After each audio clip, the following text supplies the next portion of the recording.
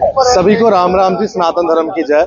कटरा में ना जो रोपवे बनने की बात शुरू हुई है और उसके बाद कटरा में भी कितनी एजिटेशन हुई आपने लगातार देखा। अब जम्मू के अंदर भी उस एजिटेशन ने जो है रुख कर लिया है। आप देखेंगे यहाँ पर भी जितने भी लोग हैं वो सभी ये बात कह रहे हैं कि कटरा में रोपवे नहीं बनने देंगे। मेरे साथ मुनीश जी है। मुनीश जी, कटरा के ये रोपवे का जो मामला सामने आया है, वैष्णो देवी में जब से ये बात कटरा से रोपवे बनने की बात हुई है भवन तक, उसके बाद से लोगों में गुस्सा है। आपने प्रोटेस्ट भी देखा कितना ज्यादा हुआ, आप भी आज उनकी सपोर्ट में आए हैं।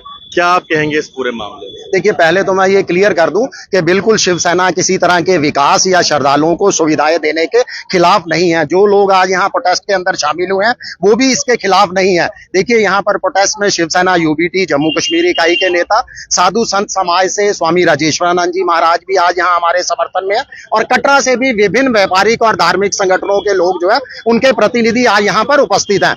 मुद्दा सिर्फ एक ही है कि ताराकोट मार्ग पर, श्री माता वैष्णो देवी के ताराकोट मार्ग पर जो रोपवे परियोजना लगाई जा रही है वो हमारी धार्मिक आस्था पर प्रहार है। माता वैष्णो देवी के यात्रा का जो मूल स्वरूप है उसको जो है पूरी तरह से तहस नहस किया जा रहा है। ये चीज जो है वो कतई बर्दाश्त नहीं की जाएगी।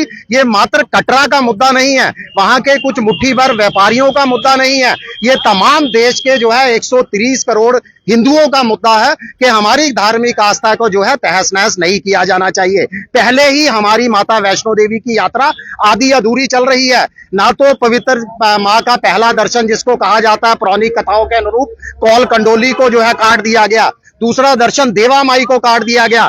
अब आप रोपवे परियोजना से क्या करने जा रहे हो? पवित्र बाण गंगा के दर्शनों से भक्तों को महरूम रखोगे। वहां पर चरण पादुका जिसको पहला दर्शन भी कहा जाता है, माँ के चरण वहां पर जो है लगे हुए हैं, उनके दर्शन का सौभाग्य भक्तों को प्राप्त नहीं होगा।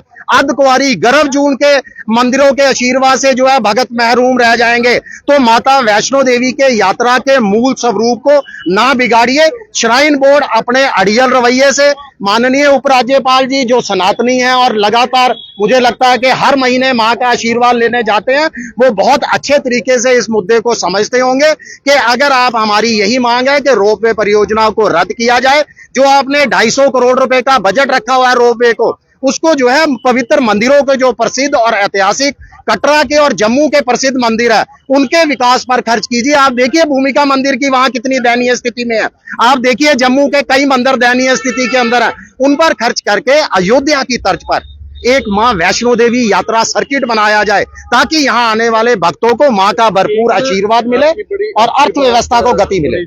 हमने एक लगातार मुद्दा उठाया, आपने देखा भी होगा, जो श्रद्धालु भवन में जाते हैं उनको वहां पर कोई लंगर नहीं मिलता जो फ्री सुविधा होनी चाहिए। दूसरा, अटका आरती में पैसे किस चीज के लिए जाते हैं? क्या अटका आरती में बैठना फ्री नहीं होना चाहिए? क्या इन चीजों पे काम करने के बजाय अब ये रोपवे लगाना, क्या पहले इन चीजों को ना दिया जाए कि जो भवन में जाता है उसको फ्री लंगर मिले? अगर वहां श्राइन बोर्ड का भी वो राजमा चावल की प्लेट भी खाता था, वो भी 60 रुपए की प्लेट है, तो क्या वहां पर फ्री लंगर नहीं होना चाहिए? क्योंकि इतनी बड़ी यात्रा है और इतनी दूर से लोग जाते हैं, उनको फ्री लंगर की व्यवस्था नहीं होनी चाहिए? बिल्कुल होनी चाहिए। बहुत अच्छे मुद्दे आपका मैं देखता हूं आप उठाते हैं। इसके साथ एक मुद्दा और जोड़िए। बिल्कुल हमारा भरपूर समर्थन है कि श्राइन बोर्ड अगर दान चढ़ावा का पैसा आता है उससे आने वाले भक्तों की वहां पर सेवा पर लगाए, उसको वहां पर फ्री लंगर की व्यवस्था हो, फ्री रहने की व्यवस्था हो, धर्मशाला का निर्माण हो। और सबसे बड़ी बात, इस समय जो है पूरी तरह से श्राइन बोर्ड व्यवसायिक श्राइन बोर्ड जो है बोर्ड बन चुका है, उससे वो बाज आए। आप ये भी सोच के हैरान हो गए, बिल्कुल आरती के अंदर भी जो है वो निःशुल्क बैठने की सुविधा होनी चाहिए। फर्स्ट कम फर्स्ट सर्व, जो आगे लगे हैं उनको आप बिठाइए आरती के अंदर। आप वीआईपी कल्चर जो है इस तरीके से आरती के अंदर जो लेकर आते हो। और दूसरा, हमने भी ये इशू उठाया था कि माँ के प्रसाद की जो है वो मूल नहीं लगना चाहिए, उसकी बिक्री बंद होनी चाहिए। वो भी यात्रा को तहस नहस करने की एक योजना है। अब घर बैठे हुए माँ का प्रसाद जो है 100 रुपए में, 200 रुपए में, 500 रुपए को लोगों को पहुंचा रहे हो। माँ का प्रसाद की कोई कीमत नहीं लगा सकता, वो बहुमूल्य है, उसकी कोई कीमत तय नहीं की सकती। श्राइन बोर्ड कौन होता है माँ के प्रसाद को बेचने वाला? बहुत शुक्रिया। आप देख सकते हैं मुनीश जी यहाँ पर आए हुए हैं और कई सारे लोग हैं। महाराज जी भी यहाँ पर है। महाराज जी, इस पूरी योजना को लेकर काफी प्रदर्शन चल रहे हैं, क्या लगता है कि एक यात्रा सर्किट बनना चाहिए ना कि इस तरह का रोपवे? मैंने शुरू से इस मुद्दे को उठाया है। हमारे सनातन संस्कृति में देखिए, भगवान श्री रामचंद्र जी के चरण जहाँ जहाँ पड़े वो एक राम सर्किट बनाया जा रहा है। महात्मा बुद्ध जहां जहां गए वो बुद्ध सर्किट बनाया जा रहा है। भगवान श्री कृष्ण जहां जहां गए वो कृष्ण सर्किट बनाया जा रहा है। और ऑलरेडी एक सर्किट बना हुआ है, एक पूरी की पूरी यात्रा बनी हुई है। उसके साथ अरबों लोगों की आस्था पूरे विश्व में उसके साथ वैष्णो देवी के साथ जुड़ी हुई है। और उस सर्किट को समाप्त किया जा रहा है कि अब रास्ते में देखिए वो जो हमारा पहला आता है दर्शनी दरवाजा, उसका मैसेज क्या है। हमारा जो बाण गंगा है उसका मैसेज क्या है। वहां पर जाकर मन निर्मल हो जाता है। और उससे आगे जाओ चरण पादिका, माता रानी के चरणों का दर्शन कर। पहले अपने मन को निर्मल कर, फिर तेरे चरणों का दर्शन मिलेगा। आदि कुंवारी तेरा जो जीवन है वो तेरी शक्ति के बिना अधूरा है। ये सारी की सारी जो हमारी संस्कृति है, अगर मान लो हमने ये कहें कि हम इन यात्राओं का विकास कर रहे हैं, सनातन संस्कृति में क्या ये रोपवे ही है? सनातन संस्कृति में भंडारे नहीं है? माता रानी के नाम पर अरबों रुपए का चढ़ावा चढ़ता है। इस अरबों रुपए के चढ़ावे से क्या कन्याओं के विकास के लिए खर्च नहीं किया जा सकता? क्या गरीब लड़कियों की शादियों के ऊपर खर्च नहीं किया जा सकता? क्या गरीब लड़कियों के शिक्षा के ऊपर खर्च नहीं किया जा सकता? बेटी बचाओ और बेटी बसाओ वाली जो बात है, बेटी पढ़ाओ वाली जो बात है, क्या उसको इसमें शामिल नहीं किया जा सकता? केवल एक रोपवे से ही हमारी तीर्थ यात्रा का विकास होगा? रोपवे से तीर्थ यात्रा का तो एक बार को पिकनिक का तो विकास हो जाएगा, हमारी धार्मिक आस्थाओं का, हमारी सनातन संस्कृति का विनाश हो जाएगा। मैं इसका बिल्कुल विरोध करता हूं और साधु संत समाज से अपील करता हूं। जहां पर कुछ संत, अभी कुछ दिन पहले हमने दिल्ली में एक सनातन धर्म संसद का आयोजन किया। हमने अब हमारे कुछ साधु संत लोग हिंदू राष्ट्र के लिए पैदल यात्राएं निकाल रहे हैं। और दूसरे मैं उनसे कहूंगा, इस समय हमारी जरूरत है वैष्णो देवी कटरा में पहुंचकर ये जो रोपवे बनाया जा रहा है, इसका मुख्य उद्देश्य क्या है?